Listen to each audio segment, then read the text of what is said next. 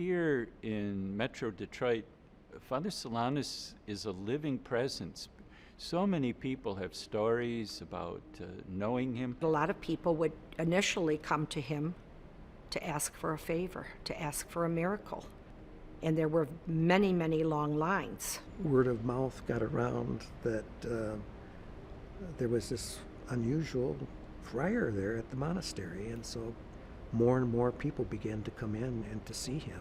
It was acknowledged in every way that he was holy, and we had no doubt about it, not just from what other people said, but from what we experienced ourselves. And so when Father Solanus says, "Blessed be God in all his designs," it's an experiential response to what he saw in his own life. Why in the last 2 years have over 470,000 people sent in requests for prayer from him?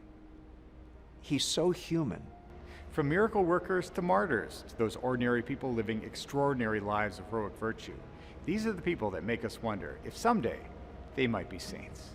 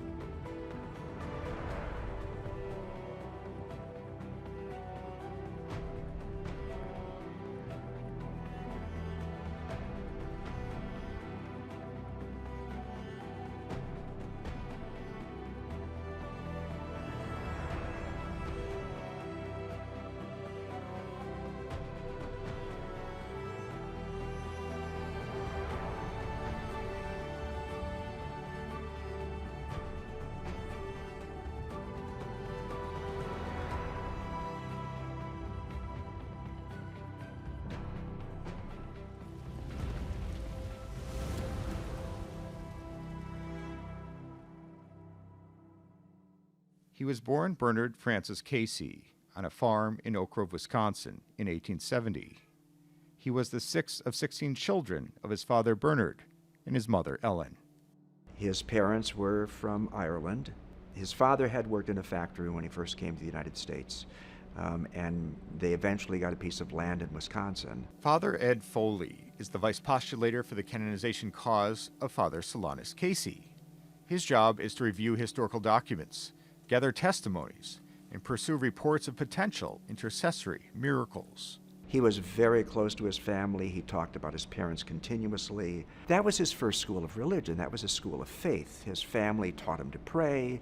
He was always a very concerned and caring person.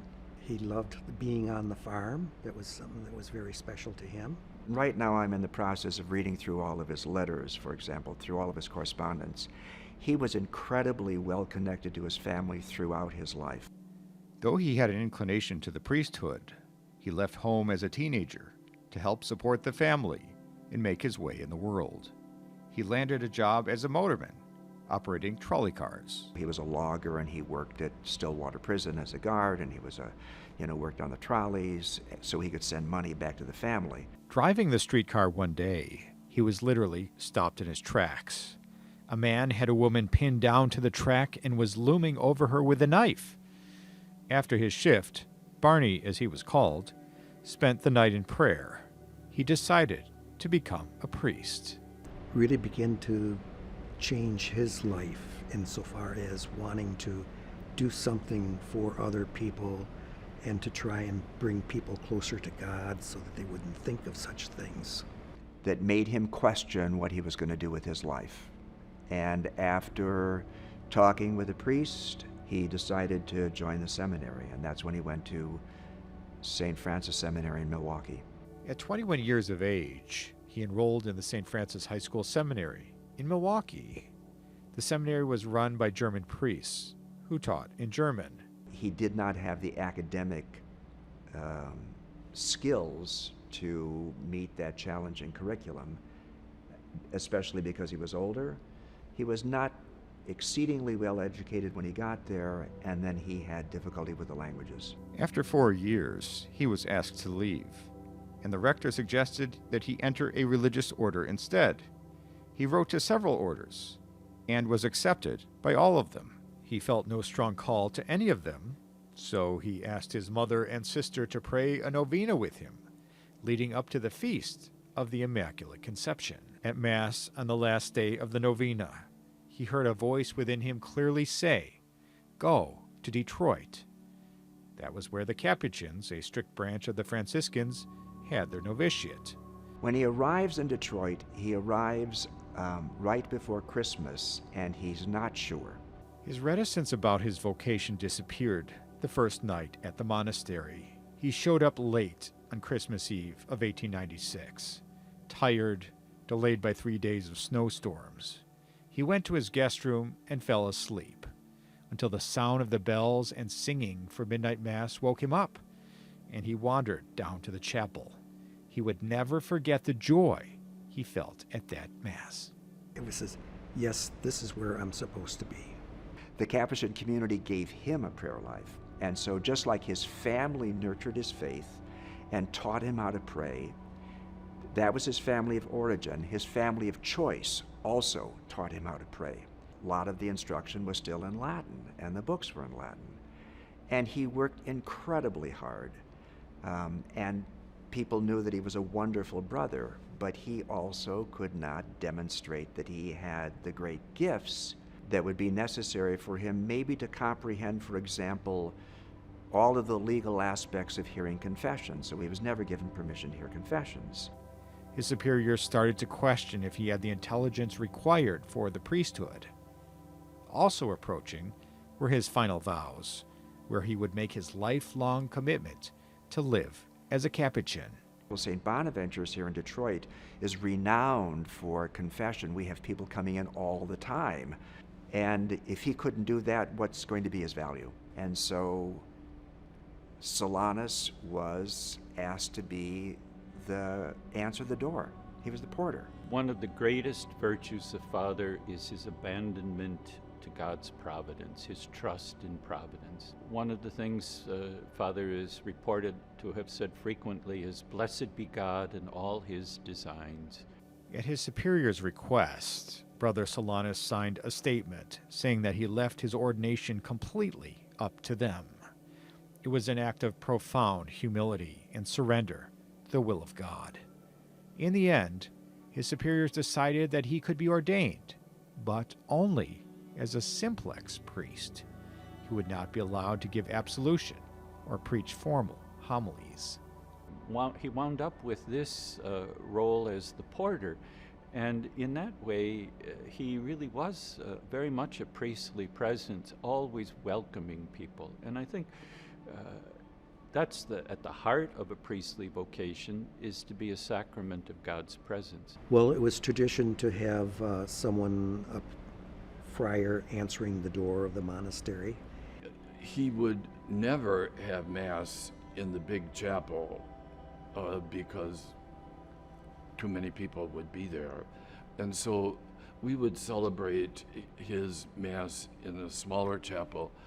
And it was always an honor to be with him and to be part of his absorption in prayer. No one could have imagined the ministry that awaited him. Despite being a priest, his limited ministry meant he was given jobs usually done by lay brothers. As the doorkeeper, his reputation as a compassionate listener started to spread, along with reports of healings, conversions, and resolutions of every kind of problem through his advice, blessing, or prayers. Be a couple hundred people a day coming in asking to see Father Solanus. He was a true doorway to God and to Christ through the friars, through the other ministers, through the other priests. But what happened is that his goodness and his gifts grew because he got such affirmation from the folk, is that he became the one that the people wanted to see.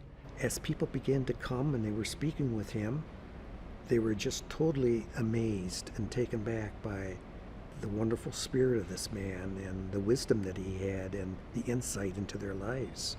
word of mouth got around that there was this unusual friar there at the monastery, and so more and more people began to come in and to see him. People would be lined up in the office to see him, and they'd be there for hours. They would say, I don't get upset because when I sit in front of him, he will look at me the same way he's looking at them. More and more often, people came to the monastery just to see him, to ask for his counsel or get his blessing. After 20 years in New York, he spent 20 more years as the porter at St. Bonaventure's Monastery in Detroit. His days listening and consoling, advising and blessing, could start at 7 a.m. and last until 10 p.m. Hopeless medical cases, from blindness to gangrene to birth defects to cancer, were cured.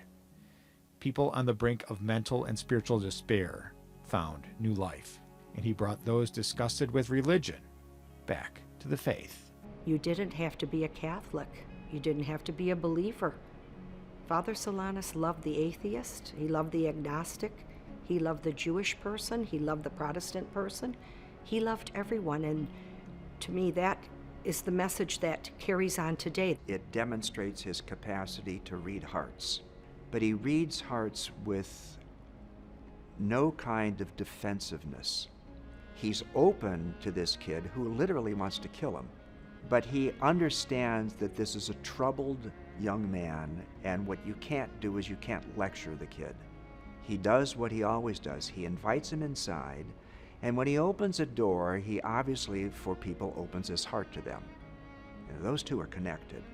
And he invites this young man in, and the young man, while he's drunk and he's angry, and it's a difficult combination, Solanus's calmness and his openness begins to allow the young man himself to open his own heart.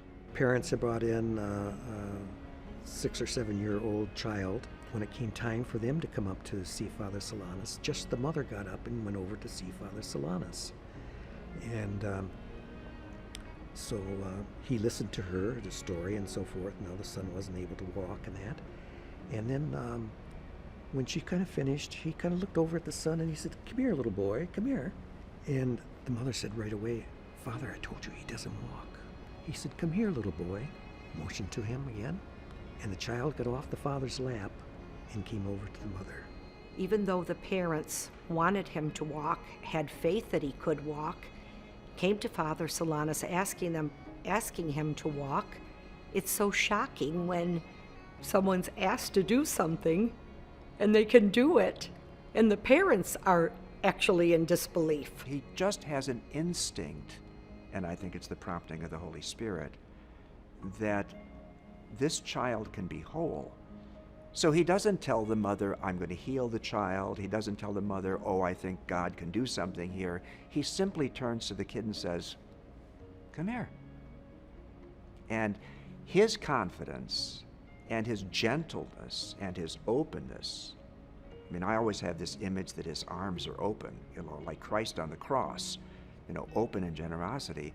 And the kid, he brings out this gift, this joy, and the healing in the child, so that the child participates in his own healing because he trusts Solanus to call him to himself. It's an incredible, incredible story. 2 nuns that came to him, and of course, the one sister was kind enough to drive the other sister, hoping that she would receive again a favor, or that Solanus, he did have the ability to talk about the future, and he wasn't afraid to tell the truth. "Yes, sister, you're going to be fine." "Oh, I'm so relieved," probably in her mind, and then in the next breath turns to look at the other sister and says, "But my dear sister, your life will be very different.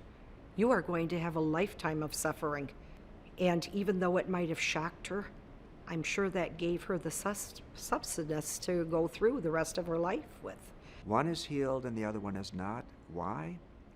Because that's God's decision. So he couldn't explain it either. But he understood that God answers every prayer. But sometimes the answer is no. And just because somebody doesn't get what they want doesn't mean they didn't get what they needed.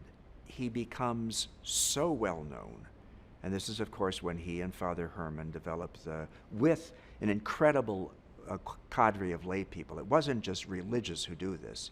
He's collaborating with lay people continuously.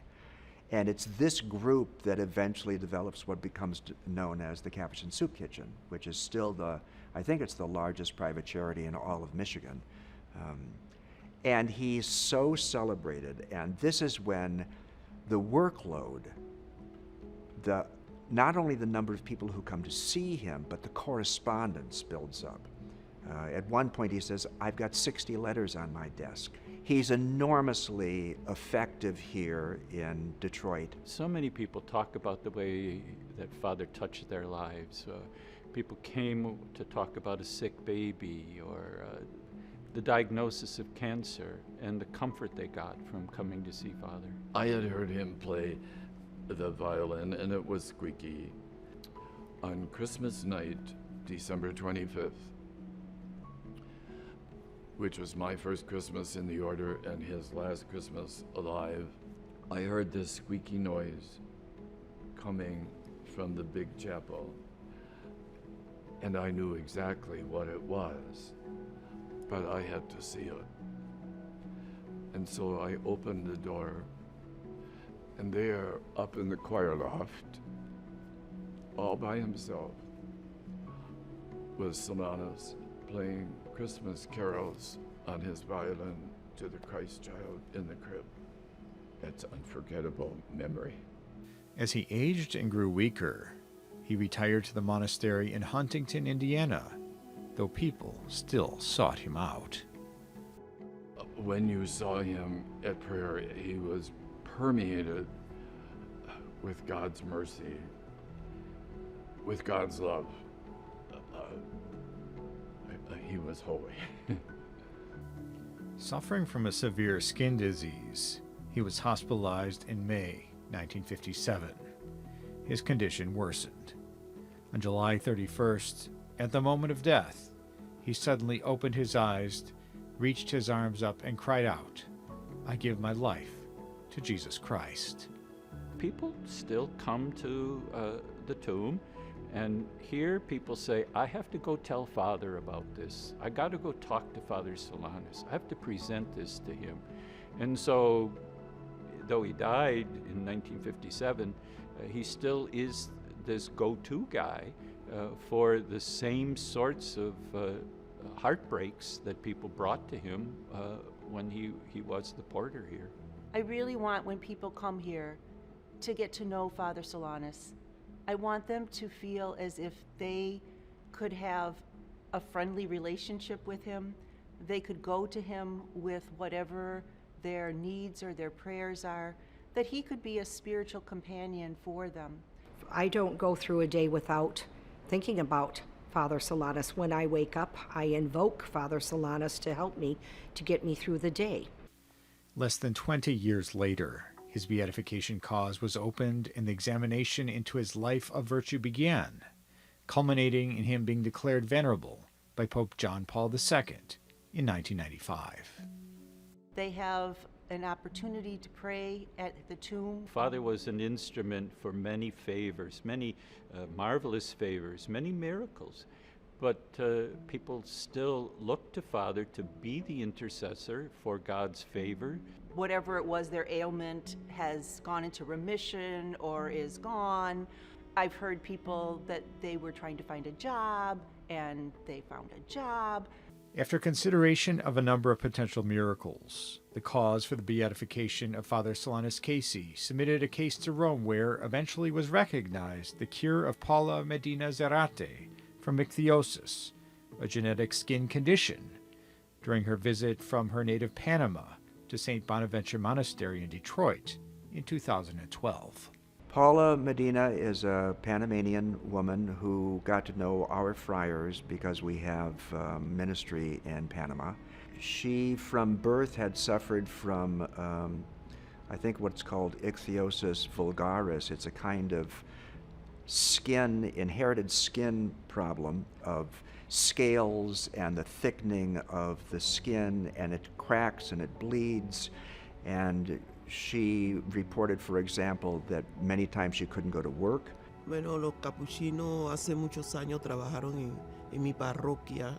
La primera vez que llegaron a Panamá fue en la parroquia de Inmaculada Concepción de Pacora, donde yo vivo. Y tuve la oportunidad de trabajar con los primeros que vinieron. In her hometown of Chepo, Panama, Paula was known for her caring work as a religion teacher, children's catechist, an advocate for the poor and suffering, all while dealing with ichthyosis vulgaris, a genetic condition that caused her skin to turn into scales and bleed. There is no known cure. Y fueron años muy difíciles. Ya a los 7 años yo sí veía veía mi condición, mi situación muy difícil. No podía tomar sol, a veces no me dejaban salir en algunos momentos la temperatura de Panamá es caliente también. Paula wore long sleeves, even in the hot sun. She was forced to retire early and had to accept a reduced pension from the government because the rashes had gotten so bad she could no longer go outside. Y decidí firmar mi jubilación en la República de Panamá, en el Ministerio de Educación, porque estaba muy afectada de la piel. Se habían hecho capas muy grandes en mis brazos, en mis piernas, todo el tiempo roja la cara. Los médicos decían que yo podía tener una vida activa hasta la edad de más o menos 35 o 40 años. Paula made her first trip to Detroit and the Solanus Casey Center at the invitation of 2 Capuchin priests at the Capuchin Mission Presence in Chepo. Cuando llegué aquí yo sentí algo especial al entrar por la puerta. Después me invitaron a ver el centro del Padre Solano.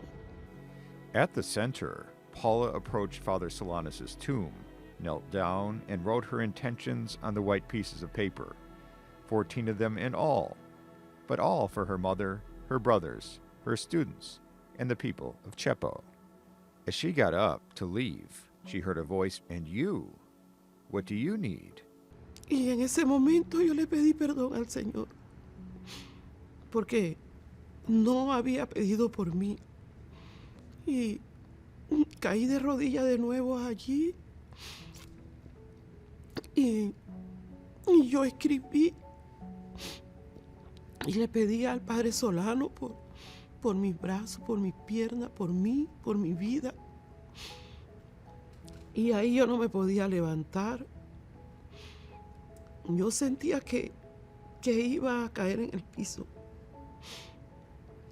Y vine al comedor y yo sentía mucho calor, tanto calor como el primer día que llegué aquí. Sentía mucho calor de los pies para la cabeza. Paula excused herself to the bathroom, where her skin began to peel off. Solo veí lo que cayó en el piso. Yo pasé como 2 horas y media ahí. Después yo me paré y le dije al Padre, y él solo me dijo bien. Y ya yo me fui de nuevo a la recámara. Y así pasé la noche, entre dormía y despierta. Paula saw a rose-like color of flesh appear where the scales had been. More and more of the scales began to fall off. She gathered them into a piece of paper to show what was happening. Pidiéndole perdón al Señor, dándole las gracias porque yo no veía sangre en la mano. Y la noche la pasé así, como si estuviera entre dormida y despierta. Upon her return to Panama, Paula went straight to the dermatologist who had worked with her for 17 years. The doctor could not believe it, and face to face with a true miraculous cure, the doctor began to cry and embrace Paula. A year later, Paula came back with all her medical records to the Detroit area, where 3 doctors examined her, including an expert on ichthyosis vulgaris, doing a biopsy to come up with a reason why the disease disappeared. They came up with nothing. When the case was fully documented, it was forwarded to the Medical Commission of the Congregation for the Causes of Saints in Rome, which carefully examined Paula's healing. The congregation approved the miracle on May 2nd, 2017, and Pope Francis authorized the promulgation of the decree that set the stage for Father Solanus to be declared blessed by the Catholic Church. Y yo pensaba que la vida mía estaba acabando, que ya mi vida estaba terminando, pero el Señor me enseñó que no es así. She was asked to carry the relics of Father Solanus to the altar during the Beatification Mass, a public acknowledgement that it was her miraculous cure that advanced Father Solanus' cause to beatification. The Beatification Mass of Father Solanus Casey was held November 18, 2017 at Detroit's Ford Field, with reports of crowds as large as 70,000 people in attendance. I hope he is named a saint. I believe that with the incredible growth of devotion to him, which is demonstrated not only in people asking for his intercession, but also the ongoing reports of favors, that we don't have to go looking for these things. They're coming as gifts to us. I do think that Father will be canonized as a saint in God's good time. When the miracle happens, that would confirm Father's special friendship with Christ. I do believe that he will be declared a saint, yes, that it will be a matter of just time. And I know that the world will soon be able to celebrate a feast day with Father Solanus. He just is so relevant. It would be wonderful if Father Solanus were declared a saint, because then everybody in the whole world will know what we knew before any of this process even began. He was holy. When a second miracle has been identified and validated by Rome, Solanus Casey will go down as one of the greatest saints in the history of the Catholic Church in America.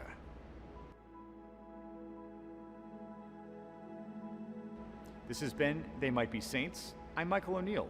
Thanks for watching.